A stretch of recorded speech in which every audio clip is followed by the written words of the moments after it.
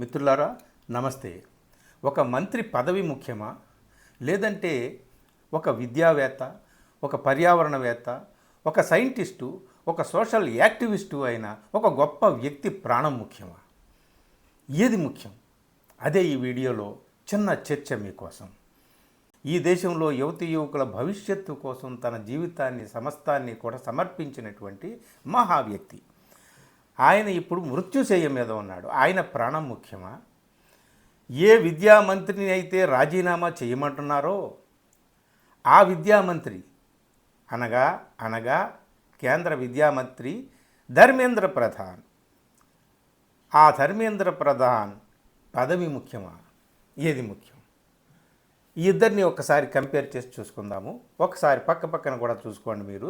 ధర్మేంద్ర ప్రధాన్, సోనం వాంగ్చుక్. ధర్మేంద్ర ప్రధాన్ తన అధికారం కోసం, తన హోదా కోసం, తన పదవి కోసం జీవితం అంతా గడిపినటువంటి వ్యక్తి.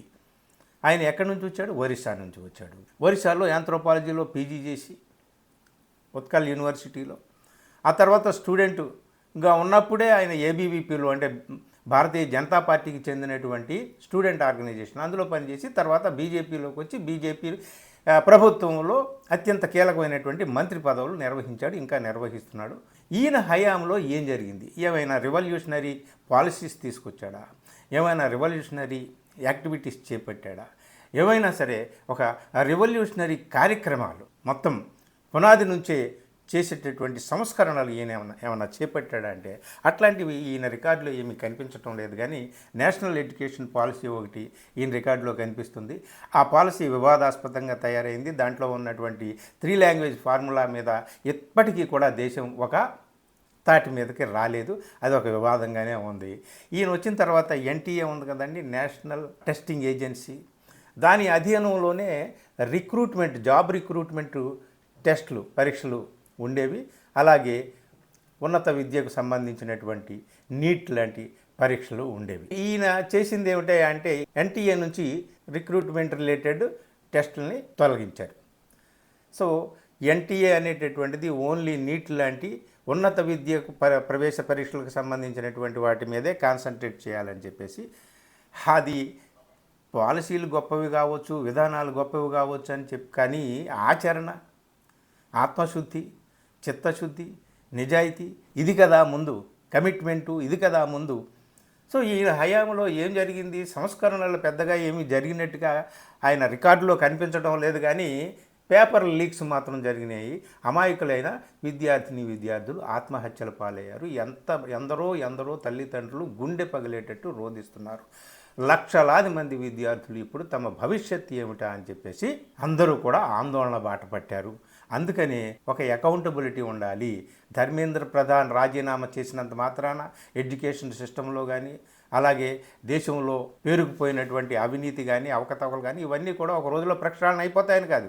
ఒక అకౌంటబిలిటీ ఎక్కడో ఒక చోట స్టార్ట్ అవ్వాలని చెప్పి ధర్మేంద్ర ప్రధాన్ రిజైన్ చేయాలని చెప్పి కాక్రోచ్ జనతా పార్టీ నేతృత్వంలో వివిధ విద్యార్థి సంఘాలు, యువకులు అందరూ కూడా సమీకృతమై జంతర్ మంతర్ దగ్గర ఆందోళన చేస్తున్నారు. 6 ఎన్ఎస్ఏకి చెందినటువంటి 6 విద్యార్థులు ఇప్పుడు కూడా వాళ్ళు మరణశయ్య మీదే ఉన్నారు.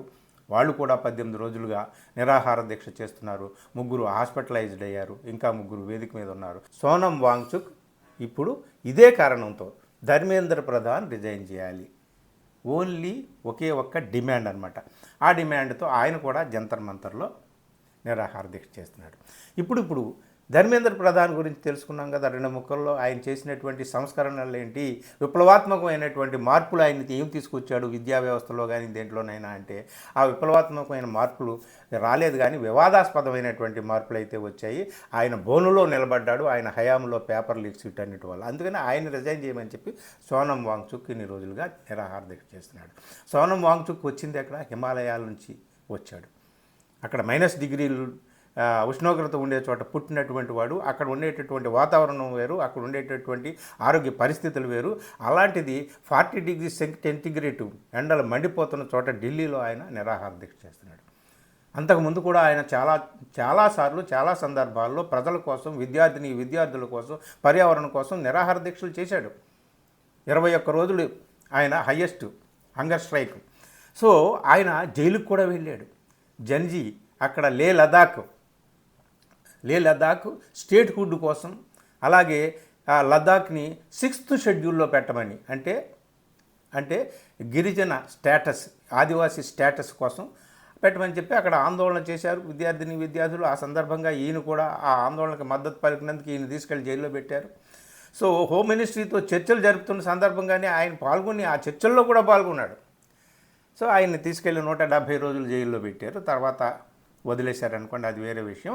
ఇప్పుడు ధర్మేంద్ర ప్రధాన్ రికార్డు అలా ఉంటే సోనం వాంగ్చుక్ రికార్డు ఏంటి? తాను ఎక్కడ పుట్టాడో అక్కడ ఆ ప్రాంతంలో పర్యావరణాన్ని కాపాడడం కోసం, ఆ ప్రాంతంలోని విద్యార్థులకు మెరుగైనటువంటి జీవితాన్ని, మెరుగైనటువంటి భవిష్యత్తును విద్యతో పాటు అందించడం కోసం, చాలా కీలకమైనటువంటి సైనికుల కోసం ఈయన్నే హీరోగా తీసుకొని 3 Idiots సినిమాలో ఈయనే అక్కడ పెద్ద సైంటిస్ట్గా అయినట్టు అక్కడ చూపించారు. మీరు అమెరికన్ సినిమా చూడండి. ఒక సోషల్ యాక్టివిస్ట్గా, సైంటిస్ట్గా, పర్యావరణవేత్తగా, విద్యావేత్తగా ఎన్నో కార్యక్రమాలు చేపట్టి జైలుకు వెళ్ళి నిరాహార దీక్షలు చేసి ఇప్పుడు పుట్టుక నీది, చావు నీది, బ్రతుకంతా దేశానిది అంటాడు ఒక కవి జయప్రకాష్ నారాయణ గురించి. అలాంటి వ్యక్తులు చాలా అరుదుగా పుడతారు, సోనం వాంగ్చుక్ లాంటి వారు. అలాంటి సోనం వాంగ్చుక్ ఇప్పుడు మరణశయ్య మీద ఉన్నాడు. ఇప్పుడు చూడండి, ఇక్కడ ధర్మేంద్ర ప్రధాన్, ఇక్కడ సోనం వాంగ్చుక్. ఈ దేశానికి ఎవరు కావాలి? ఈ దేశానికి ఎవరు ముఖ్యం? ఒక మంత్రి పదవి ముఖ్యమా? సోనం వాంగ్చుక్ లాంటి విలువైనటువంటి వ్యక్తి, ఎప్పుడో ఎక్కడో ఒకరు ఇట్లాంటి వాళ్ళు పుడతారు. అలాంటి వ్యక్తి ప్రాణం ముఖ్యమా? అది తేల్చుకోవాలి. ఇప్పుడు ఢిల్లీ హైకోర్టుకు కూడా వెళ్ళింది. ఎవరో సోనం వాంగ్చుక్ ప్రాణాలు కాపాడండి అని చెప్పి ఢిల్లీ హైకోర్టుకి వెళ్తే హైకోర్టు ప్రభుత్వాన్ని ఆదేశించింది దీని మీద రిపోర్ట్ ఇవ్వమని. సుప్రీంకోర్టు కూడా చెప్పొచ్చు.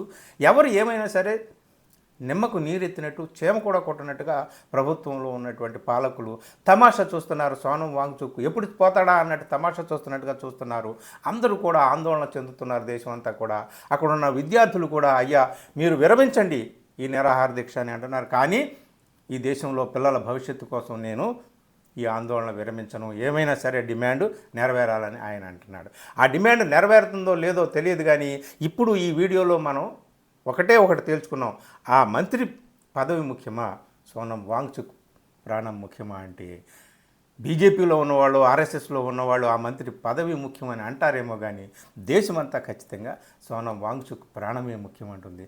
ఆయన ప్రాణం కాపాడాలని అందరూ కూడా, ఆయన ప్రాణం నిలబడాలని, ఆయన ఉండాలని ఊపిరితో ఆ దేశమంతా కూడా కోరుకుంటుంది.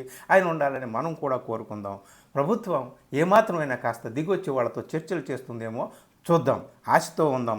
సోనం వాంగ్చుక్ చేస్తున్నటువంటి నిరాహార దీక్ష, ఆయన చేస్తున్నటువంటి డిమాండ్ అన్నీ కూడా సఫలీకృతం అవ్వాలని చెప్పి కోరుకుందాం. Thank you.